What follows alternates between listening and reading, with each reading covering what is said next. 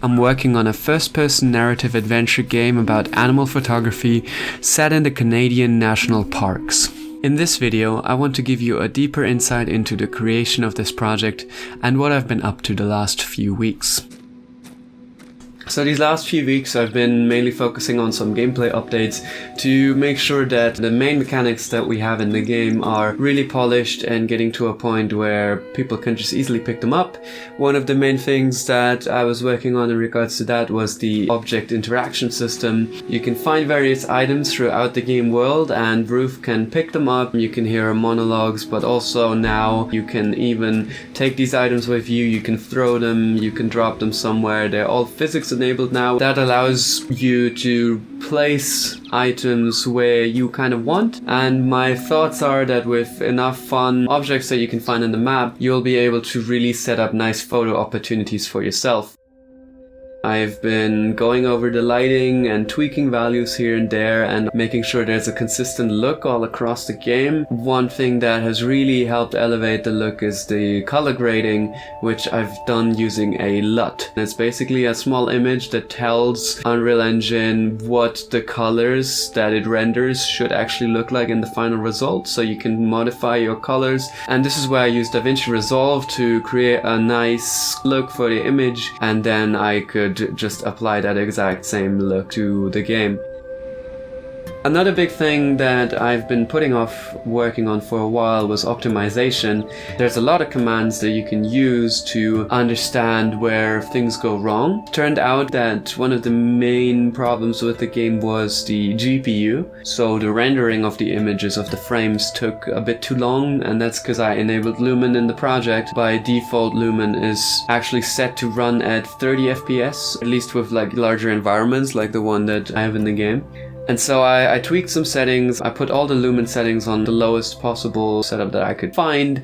And with that, right now the game is running at around 50 FPS consistently on my 5-year-old gaming laptop. So that's pretty good. I'm pretty happy with those results. This is only just the beginning, so there's a lot of draw call optimizations that I still want to make. There are a lot of objects visible at the same time, and that impacts performance, especially also calculating the shadows with a dynamic day and night cycle. That's gotten quite expensive as well. Another thing, of course, is the programming itself. I wouldn't call myself a programmer. I've still programmed most of all the systems in the game.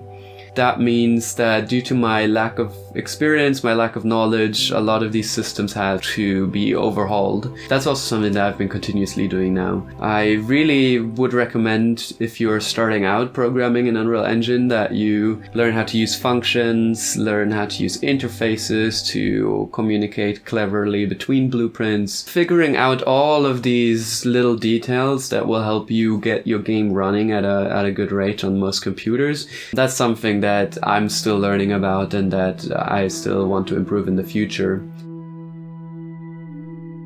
It's really difficult when working on a game like this to really know when to stop. There's no other third party that is currently giving me any deadlines, so it's quite difficult to organize everything and stay on a track. Luckily, for the last 2 weeks, I've been very motivated and I've just really felt like working on the game, grinding it out, so to say. I feel like I've been able to get a lot of big work done that I've been procrastinating for quite a while. You know, that can be quite fun, but there's also a point where things have to just be locked down. And this is something that I really struggle with personally. I think people like me really love starting new things, but only finish very few of them. With this project, I've definitely now committed and it's definitely gonna get done. The question is, how long is that gonna take? And how many more months am I going to spend on the project without making any money? I see now all of my university friends and colleagues starting to work at various places. Seeing that definitely sometimes makes me wonder, am I missing out on something here? Working at a company as a game designer, would that allow me to meet other people? I don't really know where I'm going with this. It's just some thoughts that are going on at times when I have doubts. But I'm gonna keep doing this for now and see how that goes.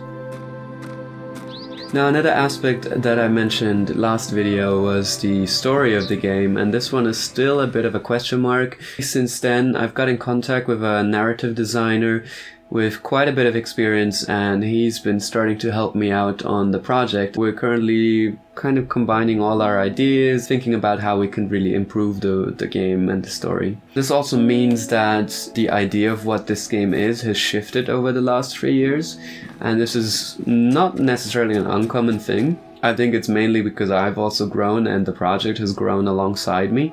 And so my expectations are now higher than what they used to be in the past. And if we look at some of the past videos and screenshots of what the game used to look like, it also clearly shows how far the project has already come. And at this point, I'm really like trying to reach for the moon.